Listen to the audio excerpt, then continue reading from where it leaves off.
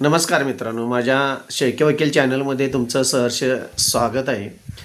ज्या काही तुमच्या मनामध्ये अशा आकांक्षा आणि इच्छा असतील त्या पूर्ण होत ही माझी देवाकडे सातत्यानं प्रार्थना असेल. मित्रांनो, आयुष्यामध्ये माणूस आहे त्या परिस्थितीत जर असेल तर सुखी समाधानी समृद्धी राहण्याचा प्रयत्न करत असतो. पण मित्रांनो, ज्यावेळी माणसाकडे पैसा जास्त येतो त्यावेळी माणसाची नीतिमत्ता आणि त्यांची राहण्याची जगण्याची आणि समाजाकडे पाहण्याची पद्धत फार बदलत असते. थोडा पैसा होता तेव्हा जवळची माणसं ही शेजापाजारी एकत्र जवळ असायची, मान सन्मान असायची.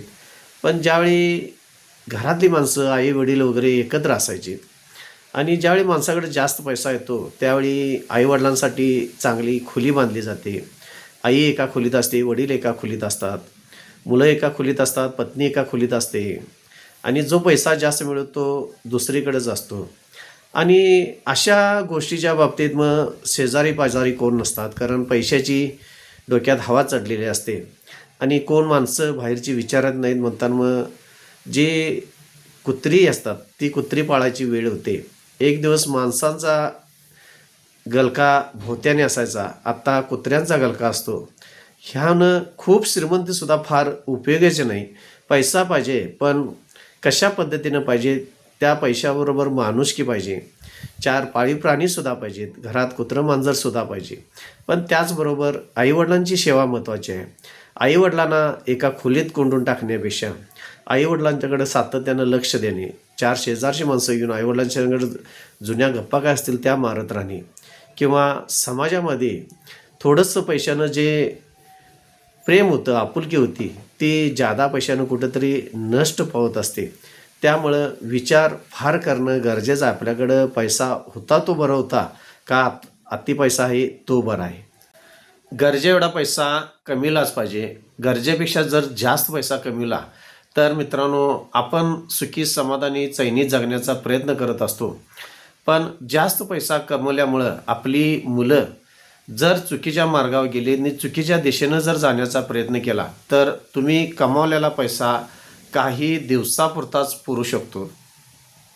समजा तुम्ही जर पैशापेक्षा तुम्ही तुमच्या मुलामध्ये जर चांगल्या पद्धतीनं त्यांना शिक्षण देण्याचा प्रयत्न केला किंवा त्या शिक्षणामध्ये जर तुम्ही चांगल्या पद्धतीनं मुलांच्या शिक्षणामध्ये गुंतवणूक जर केली आणि मुलं जर चांगली सुशिक्षित झाली, चांगला पैसा कमवू लागली तर मित्रांनो तुम्हाला स्वतःला पैसे कमवायची काही गरज नाही.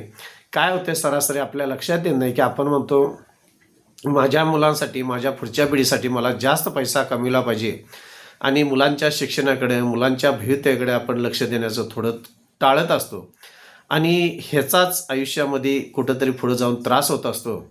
जर तुमची मुलं शहाणी हुशार निघली तर चांगल्या पद्धतीनं तुमचं पुढील आयुष्य जाऊ शकत असतं.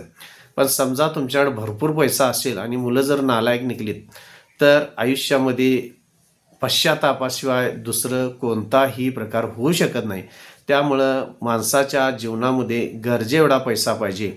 तुम्ही जर सगळ्याच गोष्टी जर मुलांसाठी अप टू डेट करून ठेवल्या, गाडी घेतली, बंगला घेतला, घर घेतलं, शेती घेतली, सगळ्याच गोष्टी घेतल्या आणि चार पैसे साठवून ठेवलं तर मुलांना त्यांच्या भवितव्यामध्ये किंवा त्यांच्या जीवनामध्ये नेमकं काय मिळवायचं हा प्रश्न पडण्यापेक्षा माझ्या हिशोबानं तुम्ही गरजेएवढा पैसा मिळवा. त्याचबरोबर तुमच्या मुलांना चांगल्या पद्धतीचं शिक्षण भविष्यामध्ये देण्याचा जास्तीत जास्त मित्रांनो प्रयत्न करा. जास्तीत जास्त मित्रांनो कुटुंबासोबत राहण्याचा प्रयत्न करा. ज्यावेळी तुम्ही एकत्र कुटुंबामध्ये असता त्यावेळी एकमेकाचे सुख असतील, दुःख असतील, एकमेकाला सावरून घेण्याची एकमेकामध्ये ताकद असते. ज्यावेळी कुटुंब विभक्त होतं आणि जास्तीत जास्त वाद निर्माण होतात ते एकत्र कुटुंबामध्ये जे वाटप असेल मिळकतीचं ते वाटप व्यवस्थित जर नाही झालं तर कुटुंबामध्ये भाऊभावांचं, बहिणी बहिणींचं, आईवडिलांचं ह्यांच्याशी वाद निर्माण व्हायला फार वेळ लागत नाही. पण मित्रांनो ज्यावेळी तुम्ही तुमच्या कुटुंबामध्ये हसत खेळत जीवन जगत असता त्याचवेळी शक्यतो जर तुम्हाला भविष्यात वाटप करून घ्यायचं असेल तर जोपर्यंत तुमचं कुटुंब सुखी समाधानी समृद्धी आहे तोपर्यंतच हसत खेळतच घराच्या जर तुमच्या वाटण्या झाल्या तर भविष्य काळामध्ये वाद निर्माण होऊन घराचं वाटप होण्यापेक्षा जोपर्यंत तुमचं एकत्र कुटुंब आहे तोपर्यंत प्रत्येकाची सेपरेट जबाबदारीने सेपरेटचा घरोबा करण्याचा जास्तीत जास्त का प्रयत्न करा की उद्याच्या काळामध्ये आजचं जीवन आहे ते प्रत्येकाला स्वतंत्रता हवी असते, स्वतंत्र राहण्याची एक गरज वाटत असते. त्यामुळं भविष्याचा कुटुंबामध्ये एकत्र राहत असताना विचार करा की आज ना उद्या जो जन्माला एकटाला आहे तो मरत असताना सुद्धा एकटा राहत असतो आणि त्याला त्याच्या जीवनामध्ये सेपरेट राहण्याचा जास्तीत जास्त गरज वाटत असते. त्यामुळं जास्तीत जास्त मित्रांनो एकत्र कुटुंब तुमचं आहे तोपर्यंत जर चांगल्या पद्धतीनं एकमेकाला समजावून एकमेकाच्या संमतीनं सहमतीनं आणि सगळ्याच्या बरोबरीनं सगळ्यांना चांगल्या पद्धतीनं वाटप जर मिळकतीचं तुम्ही करून दिलं तर तुमच्या जीवनामध्ये एक चांगलं कुटुंब म्हणून तुम्ही नावारूपाला येऊ शकता. महत्त्वाची गोष्ट म्हणजे ज्यावेळी माणूस खूप श्रीमंत होतो आणि पैशाच्या पाठीमागे लागतो त्यावेळी पूर्णपणे माणुसकी विसरून जात असतो. त्यामुळे एकत्र कुटुंब असू दे किंवा सेपरेट कुटुंब असू दे नाती ही जास्तीत जास्त आयुष्यामध्ये टिकून राहिली पाहिजे. त्यामुळे एकत्र कुटुंब जोपर्यंत आहे तोपर्यंत तुम्ही प्रत्येकाचं जे काही सहहिस्सेदार असतील त्यांचं जास्तीत जास्त सेपरेट नियोजन करून ठेवणं गरजेचं आहे.